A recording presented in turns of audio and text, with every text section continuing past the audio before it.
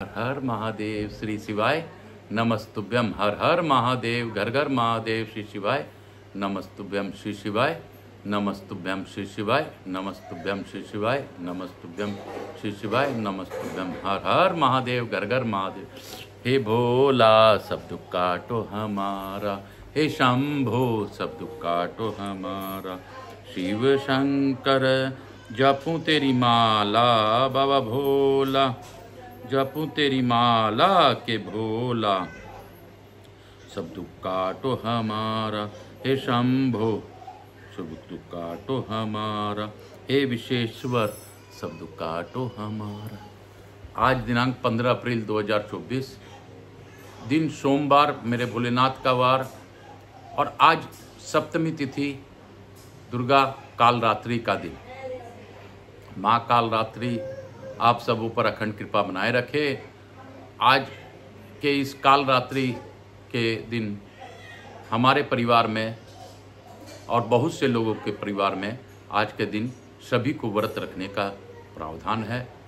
और कल कढ़ाई भी होती है अष्टमी के दिन, तो आज माँ कालरात्रि और कल महागौरी का पूजन है। कालरात्रि की इस अद्भुत दिन में आप सबों को नमन करते हुए, आप सबों को वंदन करते हुए आज हम लोग कथा प्रारंभ करेंगे। मैं सर्वप्रथम पूज्य गणपति गणेश जी महाराज से प्रथम पूज्यता करते हुए उनसे अनुरोध करता हूं कि आप यहाँ इस कथा स्थल पर पधार कर अपना आसन ग्रहण करें तथा आवाहित समस्त देवी देवताओं को आने का मार्ग दें। मैं अपने भोलेनाथ और मैया पार्वती से भी अनुरोध करता हूँ कि आप गौर बिंदोरा के रूप में इस आसन को ग्रहण करें और कथा श्रवण करें और हमें आशीर्वाद प्रदान करें। यहाँ के स्थान देवता, वास्तु देवता, ग्राम देवता, क्षेत्रपाल देवता, समस्त देवी देवताओं से भी अनुरोध है कि आप अपने यहाँ पर पधार कर हमें इस कथा का श्रवण कर हमें आशीर्वाद दें और अपनी अखंड कृपा सभी पर बनाए रखें। हमारी कुलदेवी के सरस्वती माता और उन सभी की कुलदेवी जो इस कथा का ऑनलाइन श्रवण कर रहे हैं, उनका भी मैं आह्वान करता हूँ। कुलदेवता या कुलदेवी जो भी हैं, सभी का मैं आह्वान करते हुए आपसे प्रार्थना करता हूँ सब पर कृपा करें और इस कथा को भावपूर्वक सुनाने में मुझसे सहायता करें। हे महादेव, मैं आकाश कुमार राजगढ़िया, बंसल गोत्रोत्पन्न, उमा शंकर नारायणी देवी कांता राजगढ़िया का पुत्र, आचार्य संगीत कृष्ण जी महाराज सांवरिया बाबा मेरे गुरु पंडित प्रदीप जी मिश्रा के मार्ग प्रदर्शित के कारण मैं इस शिव महापुराण के सानिध्य में आया। बाबा पंडित प्रदीप मिश्रा जी को भी धन्यवाद देते हुए तथा मेरे गुरु को भी नमन करते हुए गुरु आज्ञा प्राप्त कर मैंने यह कथा प्रारंभ की है और गुरु आज्ञा के मानस रूप से आज्ञा लेकर उनसे यह कथा आज की प्रारंभ करता हूँ। हे बाबा, जो इस कथा को ऑनलाइन श्रवण करें सब पर अपनी अखंड कृपा बनाए रखें और जो भी भावपूर्वक इस कथा का श्रवण करें उनका सभी प्रकार का कष्ट दूर हो। सब मेरे पूर्वजों को भी आगे की गति दीजिए, जो भी इस कथा को ऑनलाइन श्रवण करें उनके पूर्वजों को भी आगे की गति दीजिए। आप सब पर कृपा कर सकते हैं महादेव, आप सर्वज्ञानी हैं, आपके सिवाय सृष्टि में मेरा कोई नहीं है। हर हर महादेव, काल हरा दुख हरा दारी धरा कष्ट हरा। हर हर महादेव। बाबा भोला बम बम भोला, मेरा बाबा भोला बम बम भोला। हर हर महादेव। महादेव महादेव महादेव महादेव महादेव महादेव महादेव महादेव, मेरा बाबा महादेव। हर हर महादेव। महादेव महादेव, देवादिदेव मेरे महादेव की जय, महादेव की जय, मेरे विश्वेश्वर नाथ की जय। गंगा गंगा गंगा गंगा शिव गंगा हम स्नानम करिष्येत, तत्पश्चात शिव महापुराण पढ़िष्येत। गंगा गंगा शिव गंगा गंगा स्नानम हम करिष्येत, तत्पश्चात शिव महापुराण पढ़िष्येत। बम बम भोला बाबा भोला। कल हम लोग वायव्य संहिता के 6ठे अध्याय तक पढ़े थे। आज हम लोग 7वें अध्याय में प्रवेश करेंगे। बोलो काशी काशी शिव काशी मोक्ष नगरी काशी की जय। अर्थ 7वां अध्याय आया। मुनिगण बोले, काल से भी सब कुछ उत्पन्न होता है और काल से ही सब कुछ नष्ट हो जाता है। काल के बिना कहीं कुछ भी नहीं होता है। यह संसार मंडल काल के मुख से में वर्तमान रहकर उत्पत्ति तथा प्रलय रूप लक्षणों से लक्षित चक्र की भांति निरंतर घूमता रहता है। आज काल रात्रि भी है, इसलिए काल के बारे में महिमा आई है और 7वां अध्याय भी है, तो ये बाबा की ही महिमा। हर हर महादेव। यह सारा संसार काल के मुख में वर्तमान रहकर उत्पत्ति तथा प्रलय रूप लक्षणों से लक्षित चक्र की भांति निरंतर घूमता रहता है। ब्रह्मा, विष्णु, रुद्र तथा अन्य देवता एवं असुर जिसके द्वारा बनाए गए नियम को प्राप्त कर उसका उल्लंघन करने में स्वतः असमर्थ हैं। अत्यंत भयानक व काल, भूत, भविष्य, वर्तमान आदि रूपों में अपने को विभक्त कर प्रजाओं को छीन करता हुआ सर्वसमर्थ होकर स्वच्छंदता पूर्वक व्यवहार करता रहता है। यह भगवत स्वरूप काल कौन है, यह किसके अधीन रहने वाला है और कौन इसके बस में रही हैं? हे विच्छन, इसे बताइए। वायु बोले, इतना कला, काष्ठा, निमेष आदि इकाइयों से घटित मूर्त स्वरूप धारण करने वाला महेश्वर का परम तेज ही कालात्मा कहा गया है, जिसका उल्लंघन समस्त स्थावर तथा जंगम रूप वाला कोई भी प्राणी नहीं कर सकता। वह ईश्वर का आदेश रूप है और विश्व को अपने वश में रखने वाला ईश्वर का साक्षात बल। उन परमेश्वर की आशांश रूपा शक्ति उनसे निकलकर महिमामय कालात्मा में उसे प्रकार संक्रांत हो गई है। जिस प्रकार दाही का शक्ति अग्नि से निकलकर लोहे में संक्रांत हो जाती है, इसलिए संपूर्ण जगत तो काल के वश में है, पर काल विश्व के वश में नहीं है। और वह काल शिव के वश में है, किंतु शिव काल के वश में नहीं है। शिव जी का प्रतिहित तेज काल में सन्निविष्ट है, इसलिए काल के महान मर्यादा मिटाई नहीं जा सकती। अपने विशिष्ट बुद्धि से भी भला कौन काल का अतिक्रमण करने में समर्थ है? कोई भी काल के द्वारा किए गए कर्म को नहीं मिटा सकता है। जो पराक्रम करके संपूर्ण पृथ्वी पर एक छत्र शासन करते हैं, वे भी काल की मर्यादा को नहीं मिटा सकते। जैसे तट को मर्यादा को सागर नहीं मिटा सकते, जो लोग इंद्रियों को वश में करके सारे संसार को जीत लेते हैं, वे भी काल को नहीं जीत पाते, अपितु काल ही उन्हें जीत लेता है। आयुर्वेद के ज्ञाता और रसायन का प्रयोग करने वाले वेद भी मृत्यु को नहीं टाल सकते, क्योंकि काल दुरति कर्म है। श्री धन, रूप, शील, बल और कुल के द्वारा समृद्ध प्राणी कुछ और सोचता है, किंतु काल बलपूर्वक कुछ और ही कर देता है। वह समर्थशाली काल प्रिय और अप्रिय घटनाओं के अतिकल्प समागम के द्वारा कभी प्राणियों का संयोग और कभी वियोग प्राप्त कराता रहता है। जिस समय कोई दुखी रहता है, उसी समय कोई दूसरा सुखी रहता है। अहो कठिनता से जानने योग्य स्वभाव वाले काल की कैसी विचित्रता है। जो युवा है वह वृद्ध हो जाता है, जो बलवान है वह दुर्बल हो जाता है, जो श्री संपन्न है वह निर्धन भी हो सकता है। हे ब्राह्मणों, काल की गति बड़ी विचित्र है। काल के प्रतिकूल होने पर कुलीनता, शील, सामर्थ्य तथा कुशलता, ये कोई भी गुण कार्य सिद्धि से सफलता नहीं दे पाते। जो प्राणी सनाथ है, दानशील है और जिनका मनोरंजन गीत वाद आदि के द्वारा किया जाता है, ये लोग और जो अनाथ हैं तथा दूसरों के द्वारा दिए गए अन्न का भोजन करते हैं, उन सभी के प्रति काल समान व्यवहार वाला होता है। असमय में अच्छी तरह से प्रयोग में लाए गए रसायन तथा औषध कारगर नहीं होते हैं, किंतु समय से दिए जाने वाले पर वे भी ही सफल होते हैं तथा सुख प्रदान करते हैं। यह जीव बिना समय के न मरता है और न जन्म ही लेता है और न उत्तम पोषण ही प्राप्त करता है। बिना काल के कोई सुखी अथवा दुखी भी नहीं होता है। इन संसार में कोई वस्तु ऐसी नहीं है जो अकालिक है। वो समय से ही ठंडी हवा चलती है, समय से ही मेघों से वर्षा होती है और समय से ही गर्मी शांत होती है। काल से ही सब कुछ सफल होता है। काल ही सभी का उत्पत्ति का कारण है। समय पर ही फसलें होती है और समय पर ही फसलें कटती है। काल से ही सब कुछ जीवित रहते हैं। इस प्रकार जो काल आत्मा के तात्विक स्वरूप को यथार्थ रूप से जानता है, वह कालात्मा का अतिक्रमण कर काल से परे निर्गुण परमेश्वर का दर्शन कर लेता है, जिसका न काल है, न बंधन है और न मुक्ति है, जो न पुरुष है, न प्रकृति है तथा न विश्व है। इस पर विचित्र रूप वाले परात्पर परमेश्वर शिव को नमस्कार है। इस प्रकार से शिव महापुराण अंतर्गत 7वीं वायवीय संहिता के पूर्व खंड में काल महिमा वर्णन नामक 7वां अध्याय पूर्ण हुआ। बोलो काशी काशी शिव काशी मोक्ष नगरी काशी की जय। एक काशी काशी काशी मोक्ष नगरी। मैं आप सबों से वंदन करते हुए आप सबों से प्रणाम करता हूँ कि हे भक्त वत्सलो, भक्त ईश्वर से भी बड़े होते हैं।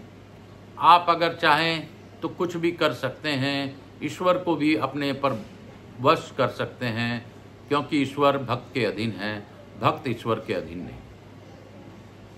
हे भक्तवत्सलो, आप अगर चाहें तो आप किसी को भी आगे ले के लिए प्रेरित कर सकते हैं। हे भक्तवत्सलो, आप शिव कार्य में मेरी सहायता कीजिए। इस आकाश राजगरिया यूट्यूब चैनल को जन जन पहुंचाने में मेरी मदद कीजिए। आकाश राजगरिया यूट्यूब चैनल से लोगों को सब्सक्राइब कीजिए और सुनिए और सुनवाइए, क्योंकि मैं पूर्ण विश्वास से कह सकता हूँ कि यह मूल पाठ है। इसके श्रवण मात्र से आपके कष्ट धीरे धीरे धीरे धीरे कम होने लगेंगे। हर हर महादेव। कालहरा दुखहरा दारिधरा कष्टहरा। हर हर महादेव। अथाष्टमो अध्याय। ऋषिगण बोले, इस काल में किस प्रमाण के द्वारा आयु गणना को कल्पना की जाती है और संख्या रूप काल की परम अवधि क्या है? वायुदेव बोले, आयु का पहला मान निमेष कहा जाता है। संख्या रूप काल की शांत्यतीत कला चरम सीमा है। पलक गिरने में जो समय लगता है उसे ही निमेष कहा गया है। उस प्रकार के 15 निमेषों को एक काष्ठा होती है।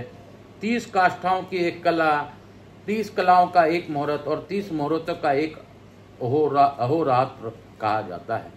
मास 30 दिन रात का तथा 2 पक्षों वाला होता है। एक मास के बराबर पितरों का एक अहोरात्र होता है, जिसमें रात्रि कृष्ण पक्ष और दिन शुक्ल पक्ष माना जाता है। 6 महीनों का एक अयन होता है। 2 अयनों का एक वर्ष माना गया है, जिसे लौकिक मान से मनुष्य का वर्ष कहा जाता है।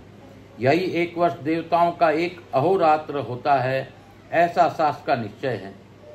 दक्षिणायन देवताओं की रात्रि एवं उत्तरायण दिन होता है।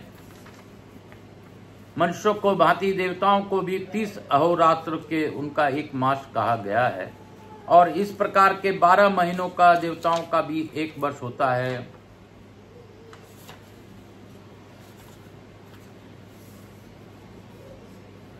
मनुष्यों के 360 वर्षों का देवताओं का एक वर्ष जानना चाहिए। उसी दिव्य वर्ष से युग संख्या होती है। विद्वानों ने भारतवर्ष में 4 युगों का कल्पना की है। सबसे पहले कृतयुग, सतयुग, उसके बाद त्रेता युग होता है, फिर द्वापर तथा कलयुग होते हैं। इस प्रकार कुल ये ही 4 युग हैं।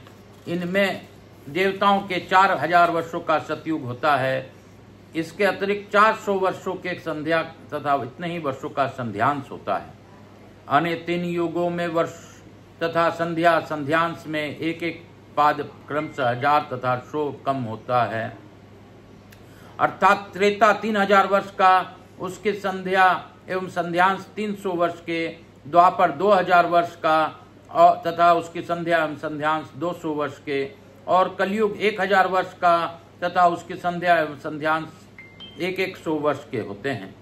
इस तरह संध्या एवं संध्यांश के सहित 4 युग बराबर 12000 वर्ष के होते हैं। 1000 चतुर्युगी का एक कल्प कहा जाता है। 71 चतुर्युगी का एक मनवंतर कहा जाता है। एक कल्प में 14 मनुओं का अवतरण होता है। इस कर्मयोग से प्रजाओं सहित सैकड़ों हजारों कल्प और मनवंतर बीत चुके हैं। उन सभी को न जानने के कारण तथा उनकी गणना न कर सकने के कारण क्रम बुद्ध रूप से उनकी विस्तार का निरूपण नहीं किया जा सकता है। एक कल्प के बराबर अव्यक्त जन्मा ब्रह्मा जी का एक दिन कहा गया है तथा यहाँ पर 1000 कल्पों का ब्रह्मा जी का एक वर्ष कहा जाता है। ऐसा 8000 वर्षों का ब्रह्मा का एक युग होता है और पद्म योनि ब्रह्मा के 1000 युगों का एक श्रवण होता है। 1000 श्रवणों का 3 गुना तथा उस 3 गुना को भी 3 गुना अर्थात 9000 श्रवणों का ब्रह्मा जी का कालमान कहा गया है। उनके एक दिन में 14, एक मास में 420, एक वर्ष में 5040 तथा उनकी पूरी आयु में 5,40,000 इंद्र व्यतीत हो जाते हैं। ब्रह्मा विष्णु के एक दिन प्रयत्न, विष्णु रुद्र के एक दिन प्रयत्न, रुद्र ईश्वर के एक दिन प्रयत्न और ईश्वर सतनाम का शिव का एक दिन प्रयत्न रहते हैं।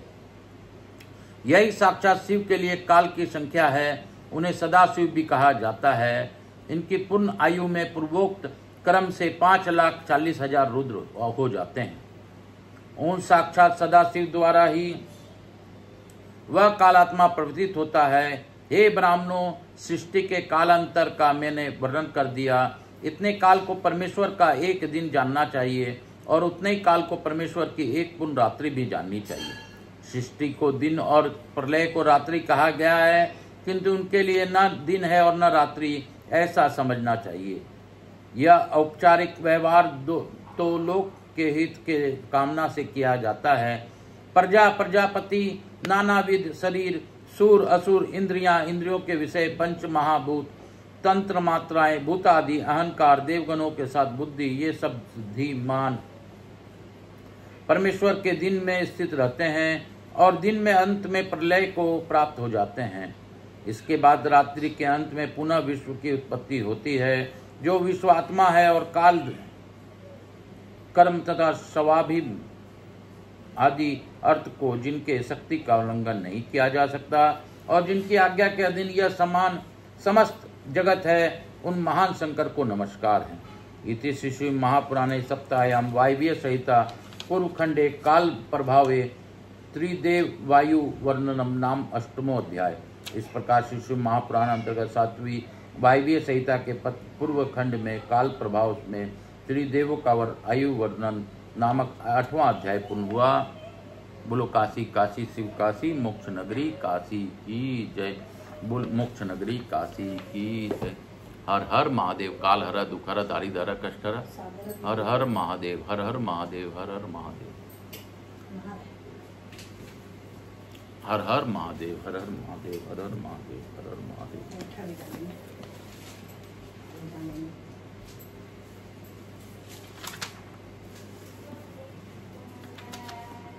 अर्थ 9वां अध्याय। आज हम लोग 9वें अध्याय में प्रवेश करेंगे। हर हर महादेव। काशी काशी शिव काशी, मोक्ष नगरी काशी की जय। मुनिगण बोले, हे वायुदेव, परमात्मा शिव किस प्रकार इस संपूर्ण जगत का निर्माण कर पुनः इसे स्थापित करके अपनी शक्ति के साथ उत्तम क्रीड़ा करते हैं। यह संसार सर्वप्रथम किस प्रकार से उत्पन्न हुआ, किसने इसे संपूर्ण जगत का विस्तार किया और विशाल उदर वाला कौन इस बाद में ग्रास बना लेता है।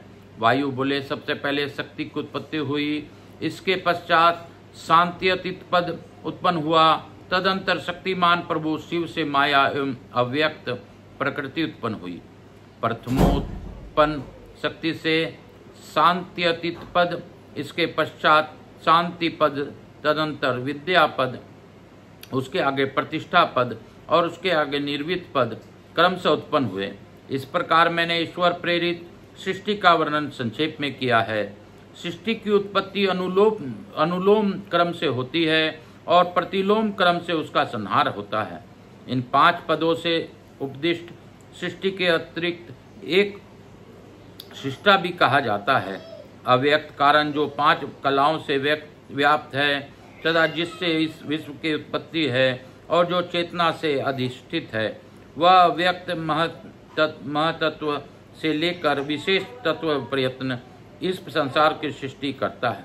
यह सर्वसम्मत है, फिर भी इसके अव्यक्त तथा जीव का कर्तव्य नहीं है।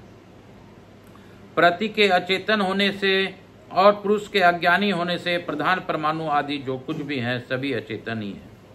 उनका कर्ता कोई चेतन होना चाहिए जो बुद्धि से युक्त हो। इसके बिना कार्य कारण भाव की संगति नहीं बैठती, क्योंकि यह जगत कार्य रूप है।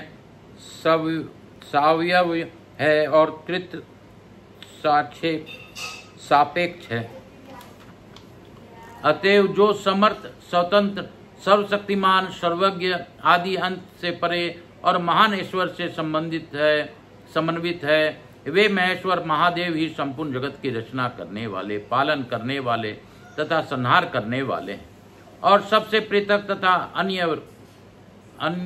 अन्वय रहित हैं। प्रधान का परिणाम तथा पुरुष की प्रवृत्ति, यह सब कुछ उस सत्यव्रत परमेश्वर के शासन से ही प्रवर्तित होता है। सज्जनों के मन में यह शाश्वत निष्ठा बनी हुई है, किंतु अल्प बुद्धि वाला इस पक्ष को ग्रहण नहीं कर पाता है। जब से इस सृष्टि का आरंभ होता है और जब तक प्रलय होता है, तब तक ब्रह्मदेव पूरे 100 वर्ष व्यतीत हो जाते हैं। अव्यक्त जन्मा ब्रह्मा की आयु का नाम पर है। इस परम पर के आधे भाग को प्रथम प्रार्ध तथा द्वितीय भाग को द्वितीय प्रार्ध कहते हैं। दोनों प्रार्धों के बीच जाने के बाद प्रलय के उपस्थित होने पर अव्यक्त अपने कार्यभूत जगत को लेकर अपने स्वरूप में अवस्थित हो जाता है। अव्यक्त के स्वरूप में अवस्थित हो जाने पर तथा जगत रूप विकार का प्रतिलोप कर्म से विजय हो जाने पर प्रधान और पुरुष दोनों समान धर्म से स्थित हो जाते हैं। तब तम तथा सत्वगुण ये दोनों समरूप में स्थिर रहते हैं। वे दोनों वृद्धि और न्यूनता से रहित होकर परस्पर चेष्टा शून्य ओतप्रोत रहते हैं। उस समय गुणों की साम्यावस्था होने से परस्पर वे अभिभक्त थे तथा सर्वधनीभूत अंधकार व्याप्त था। वायु तथा जल की गति शांत थी और कुछ भी ज्ञात नहीं हो पा रहा था। उस समय जब संसार में कुछ भी प्रतीत नहीं हो रहा था, तब एकमात्र महेश्वर ही विद्यमान थे। उन परमात्मा महेश्वर ने उस संपूर्ण महेश्वरी रात्रि को व्यतीत किया। रात्रि के अवसान तथा प्रभात के आगमन पर उन्होंने माया के योग से प्रधान तथा पुरुष में प्रविष्ट होकर उनका क्षुब्ध कर दिया। इसके बाद परमेष्ठी की आज्ञा से अव्यक्त से पुनः उत्पत्ति और लय के निमित्त सभी प्राणियों की सृष्टि हुई, जिनकी इच्छा के द्वारा यह विचित्र विश्व उत्तरोत्तर उत्पन्न हुआ था। जिनके शरीर के मात्र एक अंश में यह समस्त जगत लय को प्राप्त हो जाता है। मोक्ष मार्ग को जानने वाले लोग, जिन्हें मोक्ष मार्ग का नियामक तथा आत्म स्वरूप बताते हैं, उन स्वर्लोक विलक्षण परमेश्वर को नमस्कार है। इति श्री शिव महापुराणे सप्तायाम वायव्य संहितायाम पूर्वखंडे सृष्टि पालन प्रलय कृत वर्णनम नाम 9वां अध्याय। इस प्रकार श्री शिव महापुराण अंतर्गत 7वीं वायव्य संहिता में पूर्व खंड में सृष्टि पालन तथा प्रलय कृत वर्णन नामक 9वां अध्याय पूर्ण हुआ। बोलो काशी काशी शिव काशी मोक्ष नगरी काशी की जय। मोक्ष नगरी काशी की जय। बोलो काशी काशी शिव काशी मोक्ष नगरी काशी की जय। मोक्ष नगरी काशी की जय। मैं गुरु आज्ञा लेकर आज की कथा को यहीं पे विराम दूंगा। आप सबों को वंदन करते हुए पुनः आपसे मनन करते हुए प्रार्थना पूर्वक निवेदन करता हूँ कि आप कृपया आकाश राजगरिया यूट्यूब चैनल को ज़्यादा से ज़्यादा लोगों तक पहुँचाइए। मूल पाठ सुनिए, सुनाइए और लोगों को जोड़िए। उनसे उनके कष्ट जरूर कम होंगे, क्योंकि मूल पाठ शिव महापुराण के शिव जी के द्वारा ही रचित यह पुराण है। मेरे इस मुख से बाबा भोलेनाथ ही इस कथा को श्रवण कराते हैं। हर हर महादेव। काल हरा दुख हरा दारी धरा कष्ट हरा। हर हर महादेव। हे भोला सब दुख काटो हमारा, हे शंभो सब दुख काटो हमारा। बोलो बम बम बम, बोलो बम बम बम, बोल बम का नारा है, बाबा एक सहारा है। बोलो बम, बोलो बम, बोलो बम। हर हर महादेव। शिव महापुराण के दर्शन से सभी कष्ट दूर हो जाते हैं। दर्शन कर उनको प्रणाम कीजिए। हर हर महादेव। कपूर गौरम करुणावतारम संसार सारम भुजगेंद्रहारम सदा वसंतम हृदयारविंदे भवम भवानी सहितम नमामि। श्री राम जय राम जय जय राम। मेरे प्रभु के प्रभु हैं श्री राम। श्री राम जय राम जय जय राम। श्री राम जय जय। यहाँ के स्थान देवता, वास्तु देवता, ग्राम देवता, क्षमस देवी देवता, मातृ देवी व पितृदेव व सब पितृ देवता नमो नमः। मातृ देवी व पितृदेव व सब पितृ देवता नमो नमः। शिव महापुराणाय नमो नमः। भक्तवत्सलाय नमो नमः। समस्त देवी देवताभ्यो नमो नमः।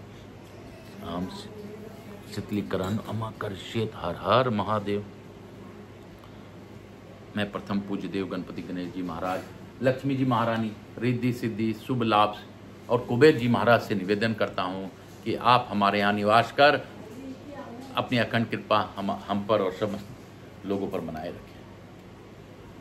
मैं अपने पूर्वजों को भी नमन करते हुए उनसे भी अनुरोध करता हूँ कि आप प्रसन्न रहिए, आनंद रहिए, हमें आशीर्वाद प्रदान करें। समस्त लोग जो ऑनलाइन कथा श्रवण कर रहे हैं उनके पूर्वजों से भी विनती करता हूं कि आप अपने बच्चों पर कृपा कर उनको भी आशीर्वाद प्रदान करें, क्योंकि यह सत्य है कि जितनी देर यह कथा चलती है उतने देर श्री हरि विष्णु सभी पितरों को नमन कर और उनके साथ हाथ कंधे में हाथ रखकर उनके साथ यह कथा श्रवण करते हैं।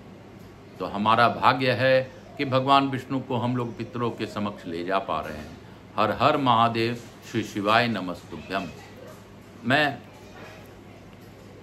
यहाँ के स्थान देवता, वास्तु देवता, ग्राम देवता, क्षेत्रपाल देवता, समस्त देवी देवताओं से अनुरोध करता हूँ कि आप हमें आशीर्वाद प्रदान कर अपने स्थान को गमन करें।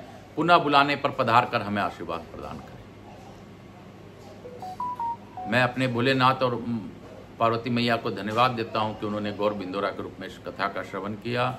मेरा धन्यवाद है और अपना आशीर्वाद हम सभी पर बनाए रखें। मैं भोलेनाथ से प्रार्थना करता हूं कि जो इस कथा का ऑनलाइन श्रवण करें उन पर विशेष कृपा बनाए रखिए। जो भी मुझसे जुड़े हैं, जो भी मुझे जिस प्रकार से भी जानते हैं, उन पर भी विशेष कृपा बनाए रखिए। मेरे व्यवसाय के व्यवसायियों पर अखंड कृपा बनाते हुए व्यापार वृद्धि करा दीजिए महादेव। सबका कल्याण कीजिए। हर हर महादेव। काल हर दुख हर दारिद्र कष्ट हर। हर हर महादेव। घर घर महादेव। हर हर महादेव। घर घर महादेव। हर हर महादेव। घर घर महादेव। श्री शिवाय नमस्तुभ्यम। हर हर महादेव।